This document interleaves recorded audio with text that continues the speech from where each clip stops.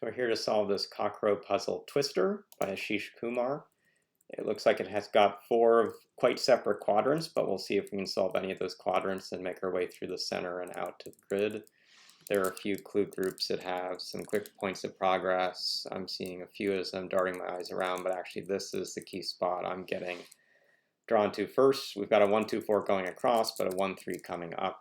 And so a 4 and 2 cells intersecting a 7, 3 cells is a pretty typical start to these puzzles. Another one's over here, where we have a 24, which is 7, 8, and 9 in 3 cells, intersecting a 10, which is pretty small. So we've got a small and a large coming together, and that's going to put this limitation in the grid. 35 is a sum that draws your attention more when it's only in 5 cells, because 9 plus 8 plus 7 plus 6 plus 5 is a maximum in 5 cells and is a forced sum. When I've got it in 6 cells, 3 and 2, getting up to that 5 now lets the rest work out where 6, 7, 8, 9 finish, and the option that would have taken a 1 wouldn't have had a valid sum for the whole group. So we can mark some of these at the start. Coming down this 22 column, we need to get a value of at least 1 in this last cell, and so that means we need to take minimum 6, 8, 7, and 1, leave enough room for it. That 9 is going to leave just these spaces for values. A 2 or a 4, if a 4 is there and the smallest other value is a 7, that's no good. So first we force this 4. 2, putting the 2 down below, 7 with 2 is no good, but 1 with 8 is just fine. Get 7, get 9, get this placement. And that might draw your eyes to then just like go to other quadrants to make more progress, because you're like, well, what can I do with these cells? But I actually see something that's pretty interesting here. A 39 and 7 cells is really saying you are missing 6 in 2 cells. And 6 in 2 cells is 1 with 5 or 2 with 4. And the thing I actually note is that the 4 is up here. So the missing digits in this space are 1 and 5 in this whole column. So this column is what we want to look at right now. And with 1 and 5 missing, we have a 2, a 3, a 6, and all the digits above 6 to place. And in 8, a 2 and 3 are valid numbers, and this 8, a 2 and 3 are valid numbers. But 6, 7, 8, 9 are not. And so 6, 7, 8, 9 are going to go in these other cells. This cell, all of those look okay for now. This is a 14 coming across. It's missing 2 digits that up to 14, but there's still enough flexibility there. 29 and 7 cells is 1, 2, 3, 4, 5, 6 with 8. So 6, 8 is the forced spot there. And 9 and 3 cells where the smallest digit left to place is a 6 must be a 6. So this is a 6, this is an 8, this is a 9, that's a 7. By eliminating out from this column, starting by marking this 2, 3 pair, and then just finding that 6. So this 4 is enough to define that whole column based on the missing elements of this column being the 1 and the 5. So pretty interesting and elegant way to hide that kind of step. I can do a little bit coming across here. If this is a 2, 3 with an 8, and 8 always has to take a 1 somewhere, so I'll have to take the 8 here. Sorry, the 1 here. This will be a 4, 5 coming in. Remember that the largest value that can still come across is 29 after the 8 is placed is a 6, and 6 will have to go here. If this were a 5, or if this were a 4, or anything else, we're not going to get a large enough sum. 6 and 5 with 9 is very much forced, so this is how that goes. We have a 1, 4 left to place. If the 1 is in the cell, we'd have 8, 1, 8, which is not right. So this is 8, 4, 5.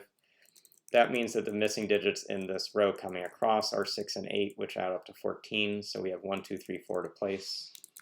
So we can put some of those in. Not that there is a ton to do with some of those, but maybe one thing to see is that this vertical 15 is going to be pretty limited. And my guess is after we place this one down here, we'll see we can't put a 1 in that cell. The 1 has to go here. We also can't place a 1 in this cell, so the 1 comes here, puts a 1 here. Now we have 35 minus 1, we have 34 in 5 cells, which is 9, 8, 4, 6.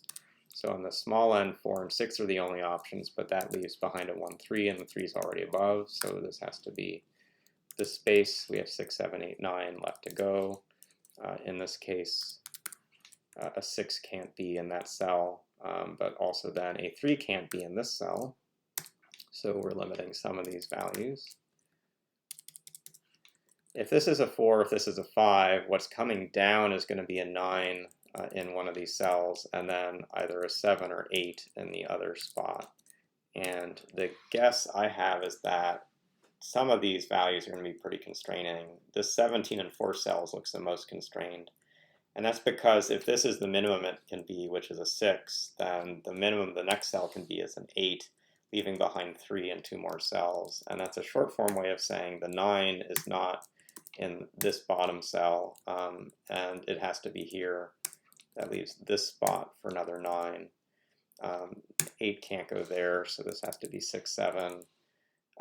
If you think again across, like the reason the 6 worked with the 8 was we were leaving behind a sum of 3, and so if this were a 7 or an 8, and that's a 7 or 8, that's going to be 15, leaving behind too little. So this is 6, 7, 8 coming up. That puts this as a 4, puts this as an 8, this is a 1, this is a 2, this is a 1. Going back through the center of the grid, we've got these placements, which are a great start. We've still coming through this middle, so let's think about what more we can do off the middle. We've got 1, 2 coming across here. The largest value that can still go in this row is a 5, and so I'm just going to look at some max sums coming down. If this is 5 and 2, I can just make this work with that 1, so that looks good.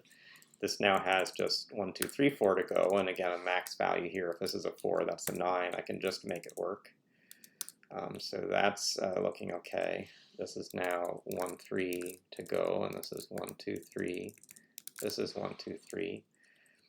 If we just take the minimums here, like I think 1 with 2 is no good, so a 3 for sure is used here, but maybe it's going to clarify when we come over and look at this column. So we've already placed 1, 2, 3, 4. We actually don't know where the 2, 3, 4 go for sure, but these top 4 cells sum up to 10. That leaves behind 23, which is 6, 8, 9 in the remaining cells. And we can start by saying that the 6 for sure is here, leaving behind a 1, 2. Got an 8, 9, 8, 9 coming down. This 14 and 3 cells is looking pretty low with just these two values. If these sum up to their maximum of 5, we can actually make this work. And so the forced maximum is the way to make some progress right now. That puts in that 3, that puts in that 2, that puts in this 1, this 3, this 1, puts in a 9, puts in a 4. This 2 forced that 4, forces that 2, that makes this 3 forced. This row still needs a 4 and a 2 in it, and that 9. Coming to the bottom, this 9 puts in an 8, puts in a 9, puts in this 1. This coming across could be 1 and 5, but a 1 can't go in that cell and 1's already above, so this has to be 2, 4. And the only one that works with this cell is a 4. To get a value down here, it's valid for 8. Now coming across, we have a minimum of 1, 2, 3, 4, 5. And 5 is the max of the cell, is the minimum that's going to work for the across. We still have 3, 4. We've got 1, 2, 3, 4, 1, 2, 3, 4. My guess is this 15 down is another minimum space, so what's remaining is 1 with 3. Notice if I take the 1 up top and the 4 down below, I get to 5, but leave behind 10, so 3 must be in the top space to be a valid sum. If I take the 1 or the 2, I'm still too small, so this is a 4. That's an 8 coming across. This is a force 3. This is a 2, this is a 1 to complete that row. I've got 1 and 2 leaving behind 17, which is 9 and 8, so I finished that quadrant. Now I just have to do this last space. I've got 29 left in 4 cells from this top sum, which is 9, 8, 7, 5. This 11 across is 1, 2, 3, 5, so that 5 is for sure markable. 7, 8, 9 coming down, 1, 2, 3 coming across. My guess is that this cell, which is adjoining these two sums, is the most constrained remaining. One thing to see is that if this is something like a 1, you know, we're forcing like a 9, 8 here, and the real issue is that 7 and 8 or anything else are sort of bad. So let's make this be a max. Let's think about this as a min, and with this as a min, and this as a min, we then get a valid placement of those sums, 9 going in, so this is the max-min intersection, forced logically, and we've gotten all the way around the twister. So pretty fun puzzle, kind of narrow deductions to make this quadrant go first, work through this column into the center, and then had a set of small digits going to the left, some different eliminations coming through these long clues. That got us into each of the remaining quadrants to get to the end of the puzzle. So hope you got a sense of some Kakuro summations to keep in mind. Even things like what we had at the top, like all this 35 and 6 isn't so important. We could have had the mental memory of 3 and 2, like 9, 8, 7, 6, 5 is a real thing we're looking at, and observation was key. at that stage of the puzzle, in the same way when we had 29 left in 4, things like this popping up. So those are some of the signs of the handcrafting you'll see in these grids, where the min-max really flow into each other, even if they're subtle things to find. So hope you enjoyed the puzzle. We'll see you soon.